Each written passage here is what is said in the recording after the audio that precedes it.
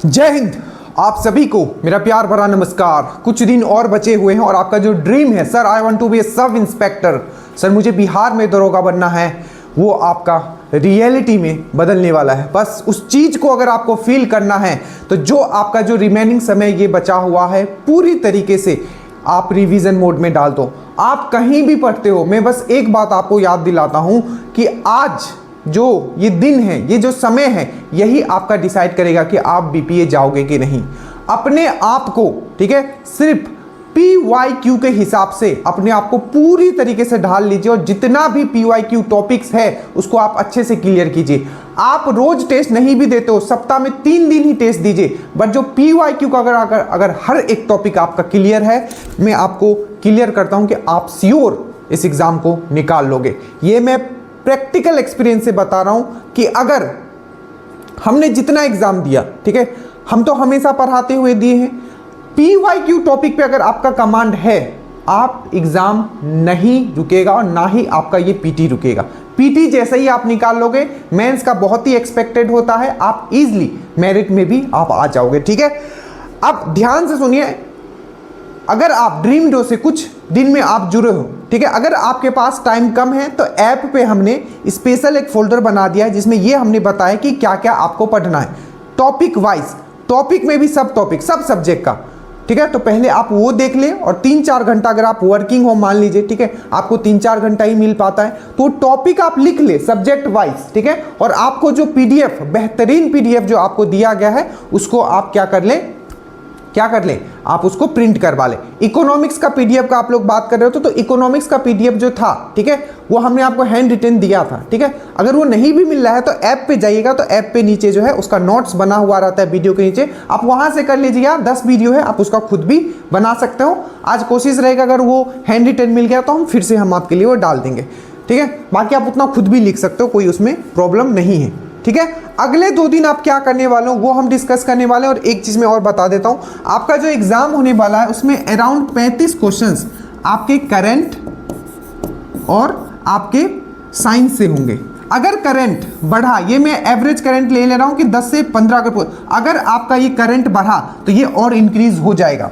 तो सबसे most important है करंट अफेयर और साइंस पे आपको बहुत ही अच्छे से कमांड करना है। अगर आप शुरू से मुझसे जुड़े हुए हो, एक एक चीज साइंस का हमने बेहतरीन तरीके से हमने आपको एक्सप्लेन कर दिया है।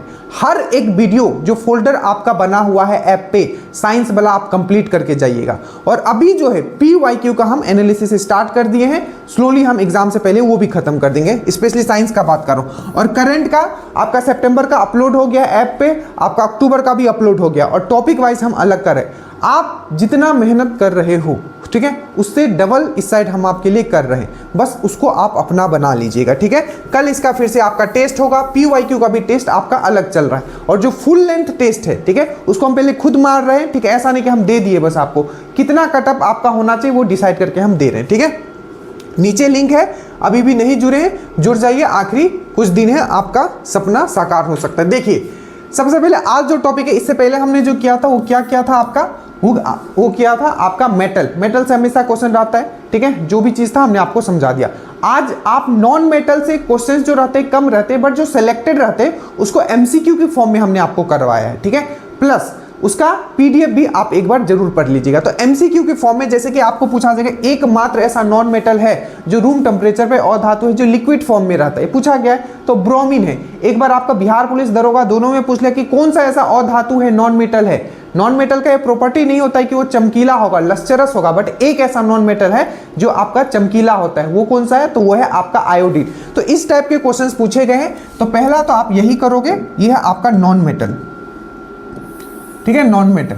और दूसरा जो है आपका थर्मोडायनेमिक्स से हमेशा क्वेश्चंस पूछे जाते हैं। ठीक है, थर्मोडायनेमिक्स से, इसको आप फिजिक्स में भी ले सकते हो, थर्मोडायनेमिक्स। ठीक है, अब देखो जो थर्मोडायनेमिक्स है इसमें 2-3 मैंने इतनी सुंदरता से थर्मोडायनेमिक्स पढ़ाया है, आपको मजा आ जाएगा। ठीक है, थर्मोडायनेमिक्स में हमने आपको लॉ बताया, 0th लॉ, फर्स्ट लॉ और सेकेंड लॉ, इस तरीके से मैंने बताया, जिसमें 2 पे आया हुआ है। पहला पे फर्स्ट लॉ पे आया हुआ था कि कौन सा थर्मोडायनेमिक्स का लॉ है जो law of conservation of energy के बारे में बताता है, मतलब ऊर्जा के संरक्षण के बारे में कौन सा थर्मोडायनेमिक्स का लॉ बताता है, तो पहला।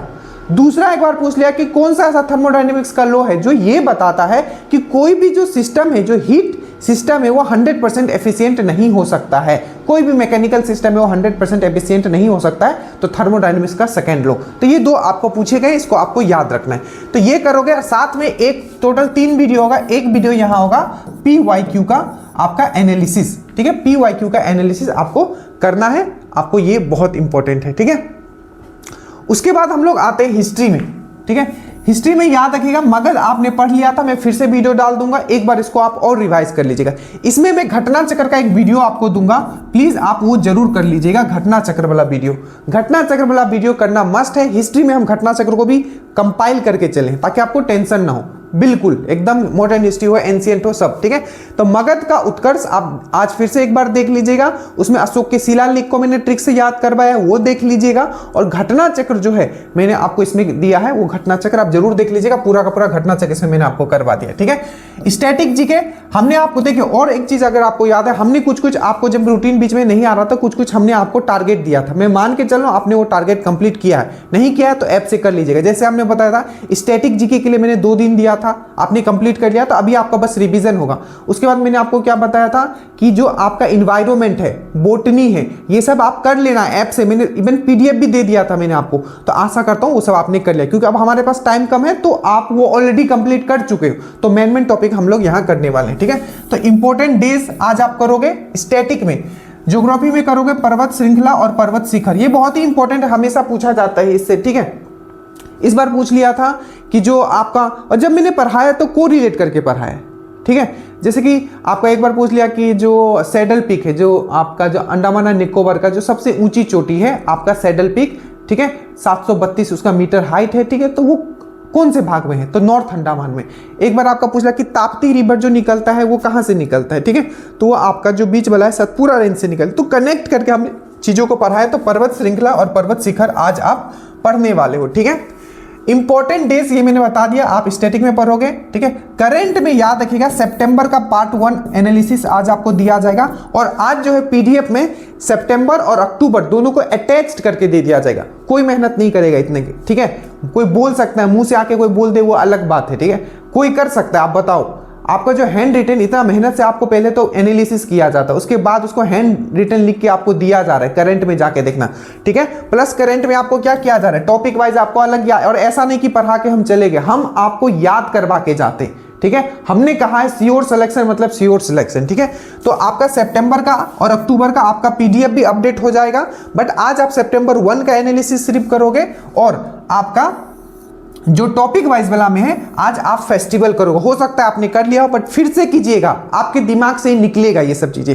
तो जो जितना दिन आपका बचा हुआ है करना है। मैथ्स में है रिमाइंडर थ्योरम, ठीक है। अगर आपको ऐप से आप नहीं कर रहे हो तो मैं इसको रिमाइंडर थ्योरम डाल दूंगा। एक क्वेश्चन रिमाइंडर थ्योरम पे PYQ में देखा गया है कि क्वेश्चंस आया हुआ था। इसका कंसेप्ट अगर आपका क्लियर नहीं रहेगा तो आप प्री में सॉल्व नहीं कर पाओगे, ना ही मेंस में। तो ये हो गया। और एक है आपका कुछ एक्ट से क्वेश्चन आते हैं, मतलब जो संविधान बना उससे पहले क्या था, एक्ट आए। एक्ट भी 2 तरीके से आए। पहला तो कंपनी जब रूल कर रहा था तब एक्ट आया, और एक एक्ट आया जब कंपनी से रूल निकल के आपका क्राउन के हाथ में आ गया, ठीक है। तो दोनों पढ़ेंगे। जैसे कि सबसे ज्यादा जो पूछा जाता है 18 से 13 एक्ट के आपका रेगुलेटिंग एक्ट से पूछा जाता है। एक बार क्या पूछ लिया था कि जो मोनोपोली था, ठीक है, जो ईस्ट इंडिया का जो मोनोपोली था, ठीक है, वो किस एक्ट के द्वारा खत्म किया गया, तो 18 से 13 के एक्ट के द्वारा खत्म। इसी तरीके के क्वेश्चन है। तो इसका एक स्पेशल पीडीएफ भी मैंने बनाया था आपका घटना चक्र से निकाल के, और उसका मैंने एक्सप्लेनेशन भी दिया, तो प्लीज वो बस आप देख लेना, ठीक है, आपका काम हो जाएगा। श्योर सिलेक्शन बैच है, मैं पहले भी बता चुका हूं। अगर आप इतना कर ले तो मैं फिर से कहता हूं, कुछ लोग हैं जो अपना दिमाग लगाते हैं, ठीक है, कि ये ठीक नहीं है, वो ठीक नहीं है, ठीक है। वो 1% लोग ऐसे भी उनका प्री नहीं निकलेगा, ठीक है। क्योंकि जो आखिरी समय जो होता है, आपका बस एक चीज याद रखना, आपका हर वो टॉपिक क्लियर होना चाहिए जो आपके एग्जाम्स में आया हुआ है। 2213 का प्री देख लो, 1275 का प्री देख लो। पेपर जितना भी टफ आता है, 75 से 77 क्वेश्चंस ऐसे होते जो आपका पढ़ा हुआ है, ठीक है।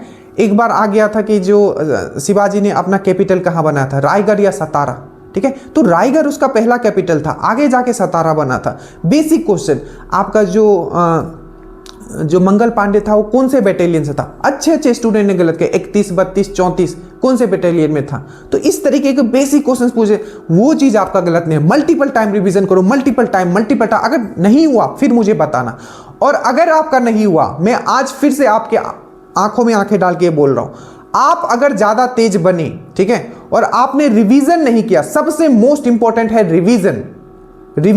PYQ का टॉपिक का जो आपके पास नोट्स दिया गया है, रिवीजन करना आप स्टार्ट करो, ये बहुत इंपॉर्टेंट है। ऐसे आप ये मेरे साथ कर रहे हो तो आप कर ही रहो, बाकी आपको जब समय मिलता है, मान लीजिए आज आपने पूरा ज्योग्राफी खत्म कर दिया, कौन इतनी सुंदरता से आपको ज्योग्राफी इतनी कम समय में करवाए, कोई नहीं। अब पेपर जाके देखना, ये आज का वीडियो ने, बहुत पहले का वीडियो ये सब रिकॉर्ड किया हुआ है, सब क्वेश्चन आपके वहीं से ज्योग्राफी। पॉलिटी के अगर 12 क्वेश्चन आ रहा है तो 8 से 9 question directly one shot video से आ रहा है, ठीक है। 1-2 कॉन्सेप्चुअल आ जाता है तो उसके लिए फुल जो टॉपिक वाइज वीडियो बनाया गया उसको देखना है। अगेन मैं रिमाइंड कर रहा हूं, बस दुख इस बात का होगा कि अगर आपने मेरा बात नहीं माना, ठीक है, और आप मान लीजिए कोई आप सेट लगा लेते हो, उससे बहुत टफ क्वेश्चन आ जाता और आप उसमें घुसते चले गए अंदर, खत्म। पूरा बताओ, पूरा का पूरा जितना मेंस का पेपर जिससे मेरिट बनता है, कितना परसेंट क्वेश्चन टफ आता है, 5 से 7% क्वेश्चन, उतना आपको लाना ही नहीं। आप 85% आप सही करके आ गए, आपका मेरिट बन जाएगा। So thank you so much. Study well, study hard. लोग ज्ञान देते होंगे, मैं एक्सपीरियंस से बता रहा हूं। जय हिंद।